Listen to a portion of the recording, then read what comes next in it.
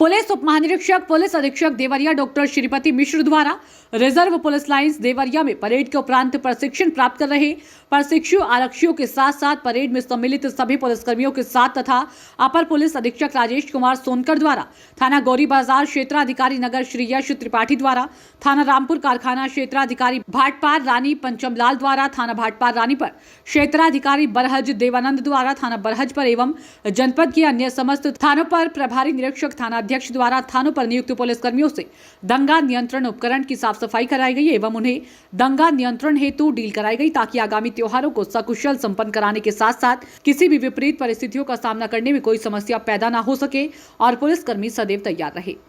आप निष्पक्ष कार्रवाई करें और जो लोग दोषी हैं, जिन्होंने आगजनी की है,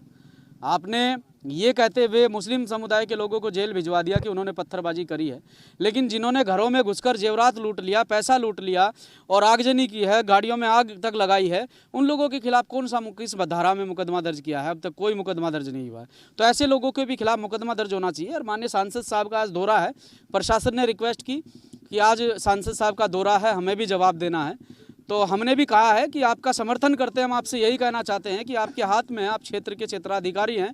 कि ऐसे लोगों पर भी मुकदमा होना चाहिए जिन्होंने आगजनी की है। हम उन्होंने आश्वासित किया है कि हम इसमें जांच कर रहे हैं और ऐसे लोगों पर भी मुकदमा होगा जिन्होंने इसमें आगजनी की है। बस मैं आपके चैनल के माध्यम से यही कहना चाहता हूँ कि आज सांसद साहब का दौरा है, बस मैं ये देखना चाहता हूँ कि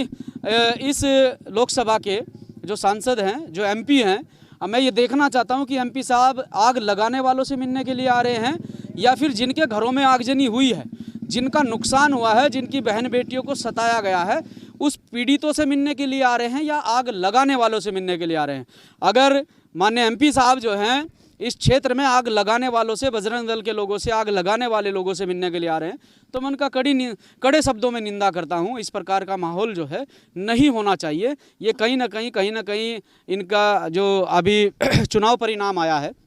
उसमें हरिद्वार जिले से कहीं ना कहीं भाजपा विफल हुई है और भाजपा विफल हुई तो कहीं ना कहीं वो अपनी कूट रणनीति के तहत यहाँ हिंदू मुस्लिम कराना चाहती है और ये हिंदू मुस्लिम हम होने नहीं देंगे। 3 दिन पहले आपके SSP साहब से मुलाकात हुई, जिसमें आश्वासन दिया गया था कि कप्तान साहब ने 3 दिन पहले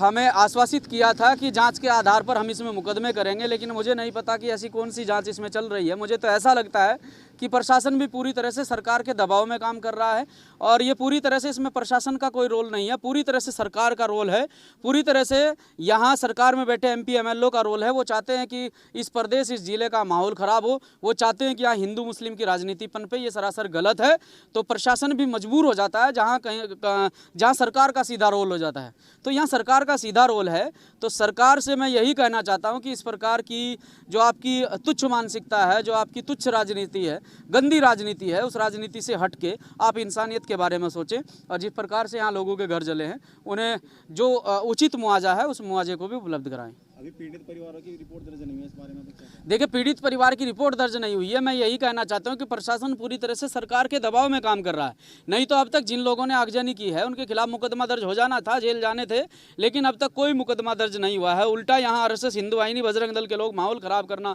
चाहते हैं। और मेरे पास जो